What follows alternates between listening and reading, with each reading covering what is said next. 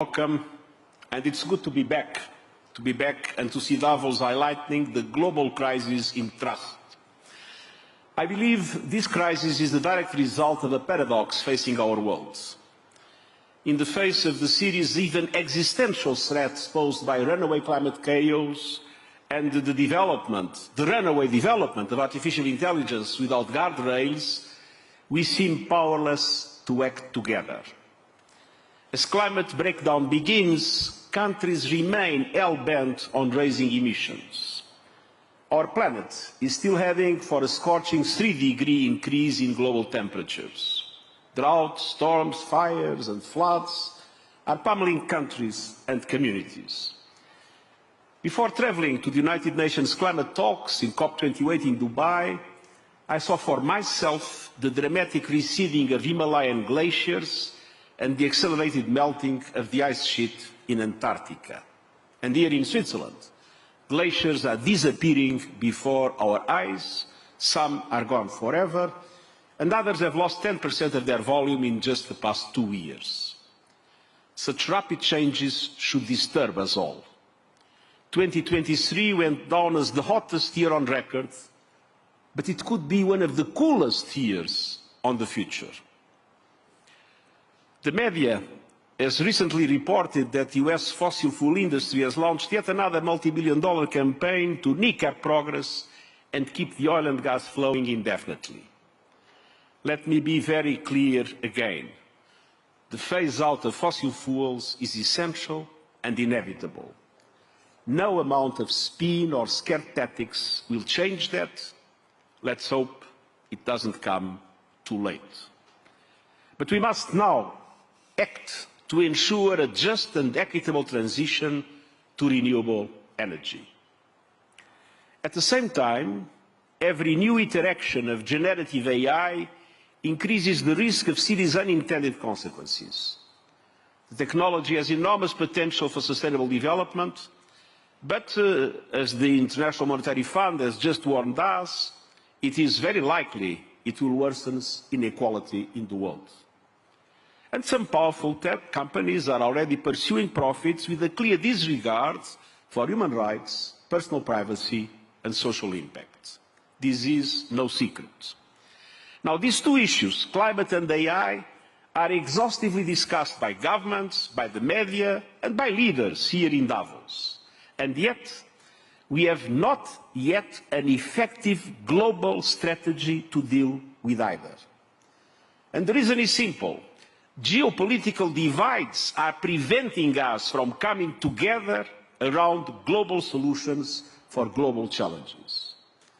Little wonder that people everywhere are losing faith in governments, institutions, and financial and economic systems. Dear friends, at times of existential peril in the past, the world was able to come together to mitigate risks. Even during the Cold War, the world faced terrible regional conflicts, moments of great danger, but there were systems in place to promote predictability, including initiatives on arms control and nuclear hotlines. Today, many of these systems have been eroded or undermined. Instead of nuclear disarmament, there is talk of nuclear rearmament. And states are spending billions making their nuclear arsenals faster, stealthier, and more accurate. The Cold War, an era of two superpowers, was followed by a brief period of unipolarity. But now, some analysts predict we are moving into a totally chaotic situation in which geopolitical divides at all levels prevent any global response to global threats. But I strongly believe it is possible to prevent this disastrous scenario. I am confident we can build a new multipolar global order with new opportunities for leadership and with balance and justice in international relations. But multipolarity creates complexity. Left to itself, it could deepen fault lines between North and South, East and West, developed and developing economies, within the G20 and between the G20 and everyone else. And the only way to manage this complexity and avoid a slide into chaos is through a reformed, inclusive, networked multilateralism. Now, this requires strong multilateral institutions and frameworks and effective mechanisms of global governance. Without them, further fragmentation is inevitable and the consequences are clear. We see an epidemic of impunity around the world. We see some countries doing whatever it takes to further their own interests at all costs, from Russia's invasion of Ukraine to Sudan, more recently Gaza. Parties to conflict are ignoring international law, trampling on the Geneva Conventions, and even violating the United Nations Charter. The world is standing by as civilians, mostly women and children, are killed, maimed, bombarded, forced from their homes, and denied access to humanitarian aid. I repeat my call for an immediate humanitarian ceasefire in Gaza and a process that leads to sustained peace for Israelis and Palestinians based on a two-state solution. That is the only way to stem the suffering and prevent a spillover that could send the entire region up in flames. And I also call for a just peace in Ukraine, a peace in accordance with the United Nations Charter, a peace in accordance with international law. Dear friends, geopolitical divisions are a major risk factor affecting our faltering global economy. Political instability is adding to economic insecurity. Meanwhile, inequality and injustice are reaching obscene levels, a serious obstacle to sustainable development. Oxfam reports that the world's 5 richest men, and they are men, have more than doubled their fortune since 2020 at a rate of $14 million per hour. At the same time, more than half the world, nearly 5 billion people, have become poorer. The World Bank warns we are heading towards the worst half-decade for growth in 30 years. And many of some countries battered by climate chaos are in a financial shock hold. More than half the world's poorest 75 countries face debt distress. Their interest payments have quadrupled in recent years. After decades of reductions in poverty and hunger, progress has slowed and in some countries gone into reverse. And this is fueling resentment and anger. Dear friends, when global norms collapse, so does trust. And I'm personally shocked by the systematic undermining of principles and standards we used to take for granted. I'm outraged that so many countries and companies are pursuing their own narrow interests without any consideration for our shared future or our common goals. And I'm certain that unless we take action, we can expect much, much worse. So let's be clear, rebuilding trust is not a slogan or a PR campaign. It requires deep reforms to global governance to manage geopolitical tensions during a new era of multipolarity. And it is essential to building a safer, more stable and prosperous world. So, dear friends, the institutions and frameworks of global governance, from the Security Council to the Bretton Woods system, were created 80 years ago. We can't build a future for our grandchildren with a system built for our grandparents. The United Nations is fully engaged this year in efforts to bring them up to date, rooted in equality and solidarity based on the UN Charter and international law. In September, we will host the Summit of the Future focused on solutions. And the summit will consider essential reforms to the global financial architecture to make it responsive to today's challenges and representative of today's world. Countries in the global south, they were under colonial rule when the system was created, and so they have today a minimal weight. Reforms to the Security Council and the proposed new agenda for peace would also help to prevent and resolve conflict, rebalance geopolitical relations, and give developing countries a proportionate voice on the global stage. And the Global Digital Compact can turbocharge the SDGs and help to close the digital connectivity gap, share data, and build digital public goods. The private sector is in the lead on AI expertise and resources. And you need the private sector's full engagement in our multi-stakeholder effort to develop a governance model that is networked and adaptive. I believe the UN should play a central convening role. The advisory board I created on artificial intelligence has already made preliminary recommendations on AI governance that tap the benefits of this incredible new technology while mitigating its risks. And we need governments urgently to work with tech companies on risk management frameworks for current AI development and on monitoring and mitigating future harms. And we need systematic effort to increase access to AI so that developing economies can benefit from its enormous potential. We need to bridge the digital divide instead of deepening it. Rebuilding trust will not happen overnight, but I'm convinced that it is both essential and possible. And I urge everybody, I urge you to influence, to prevent further damage, and to get our world back on track to safety, to prosperity and peace. And I thank you.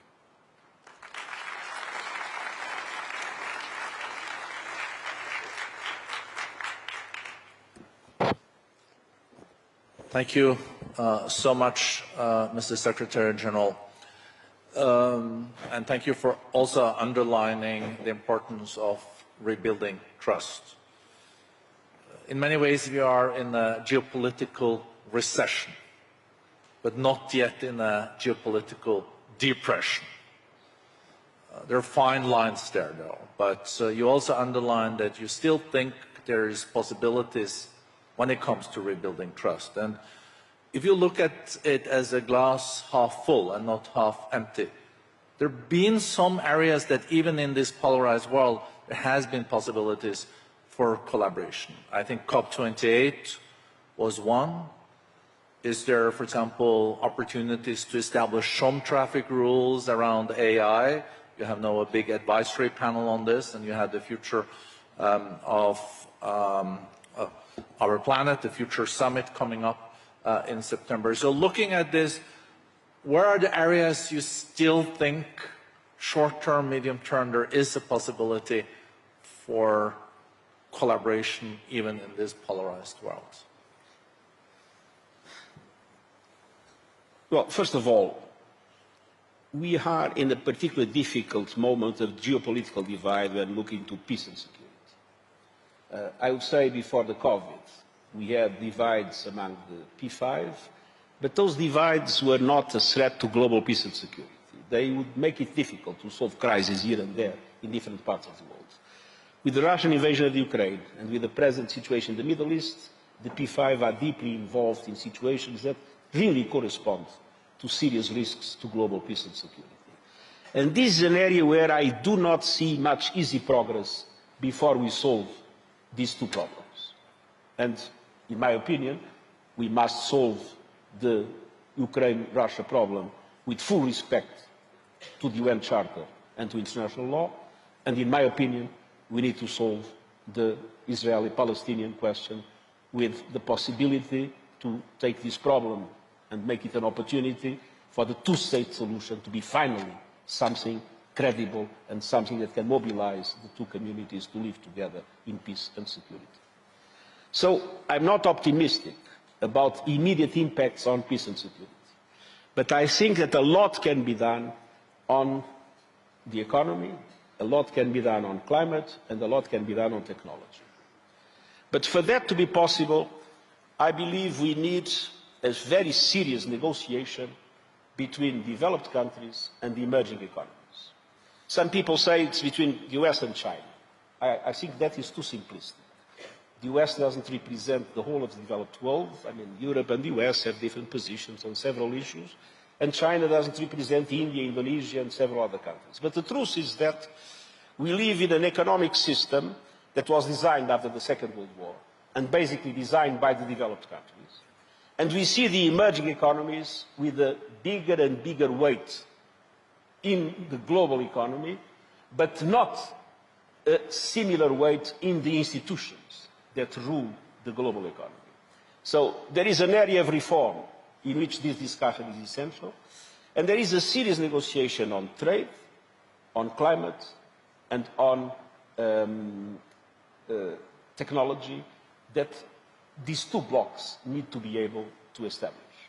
The UN is a platform for that. The G20 is another platform for that. There was some progress in the last G20 on some aspects of reform of multilateral development banks, but we need to go much further. And we need to use the G20 and we need to use the Summit of the Future to look more seriously into how, in these aspects, global economic governance, technology, and especially AI, and climate, the emerging economies and the developed countries that still have in many aspects contradictory interests can effectively come together in compromise, and we will be supporting it as much as we can. And the other area that is essential is, yesterday Rebecca Greenspan in another meeting was saying that we have the rich, the big, and the rest of the world. We need to create the level of reforms and the level of mechanisms to support those countries, and they are the majority of the developing countries, normally of smaller dimension, that are drowning in debt, that have no chance to recover from the COVID and from the impacts of the invasion of Ukraine, inflation to prices, high interest rates, that are in a very dramatic situation, unable to implement the Sustainable Development Goals. And there, I think, a lot needs to be done. Some progress was made in the G20, as there was progress in relation to climate in the COP, but a lot needs to be done in order to allow our international financial system to be able to multiply the resources available for those countries, and at the same time to support the improvements of governance, the capacity for those countries to define strategies and projects that are bankable and that allow them to overcome the present difficulties. So I think we need a serious negotiation between developed countries and emerging economies, and we need a serious set of reforms to allow for the international system to give a chance for those developing countries that are excluded, basically, from the progress of the global economy to be able to catch up. Thank you.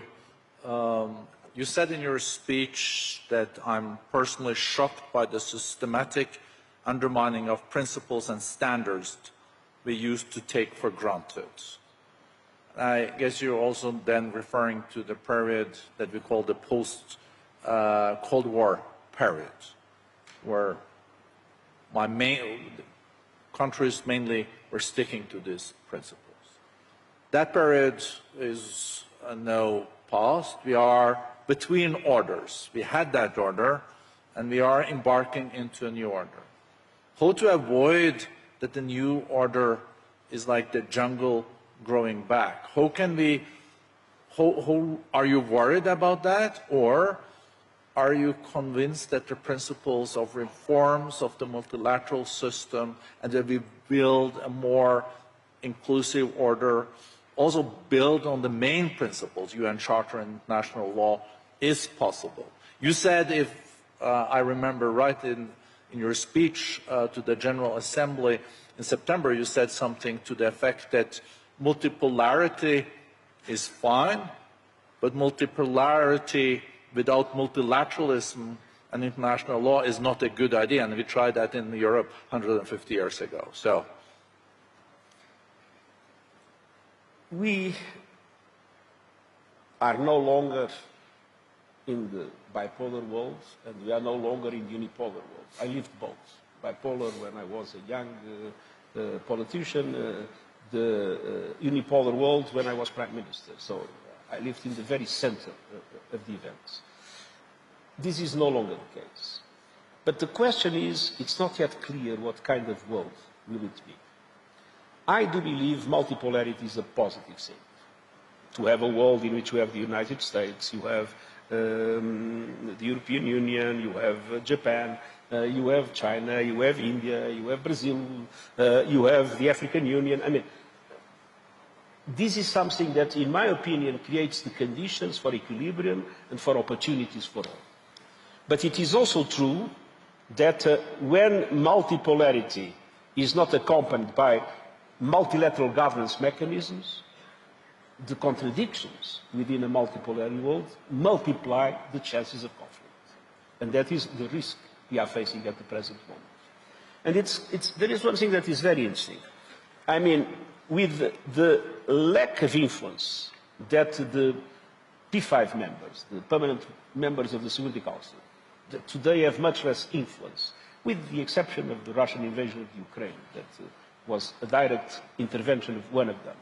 But if you don't take that into account, if you look at what's happening in different other parts of the world, you have to recognize that today you have medium-sized powers that have more influence in what's happening than the big powers. Countries like Israel, Iran, Turkey have proven to be much more influenced in the crises that I have to manage in the recent past than the P5 members of the Security Council that fight for weeks and weeks to get a text in which they can agree on something. But in the end, the influence on the reality in the ground is much smaller than the influence of those mid-sized powers. And this is creating an environment of a certain impunity, an environment in which everybody thinks they can do whatever they want. And this is the problem of the principles that are forgotten. I mean, the Charter must be respected. International law must be respected. And today there is total impunity in relation to violations of the Charter, to violations of international law. The norms that are necessary to regulate economic systems must be respected. And today we see a trend to forget about those norms or to put them into question. And I think that an essential component of building trust is exactly to make sure that with the reforms that are needed for the institutions to be truly representative, which is not yet the case, do those reforms, but at the same time make sure that you create the instruments of accountability for law to be respected, the Charter to be respected, norms to be respected, predictability to exist in international relations. I think that deserves... It's not going to be easy. No, but I think it deserves an applause. You said, Mr. Secretary General, that international law has to be the basis for peace in Ukraine. And you also said that to really move forward on peace and reconciliation, one has to solve Ukraine and then Gaza. Those impulses have to be broken. But let's deal with Ukraine first. Is there any chance that international law and respect for territorial integrity will be applied anytime soon in Ukraine? And you visited Kiev and you visited also Moscow, and you see how difficult this is. If we start to accept that the territorial integrity of countries is expendable, we will create chaos in the world.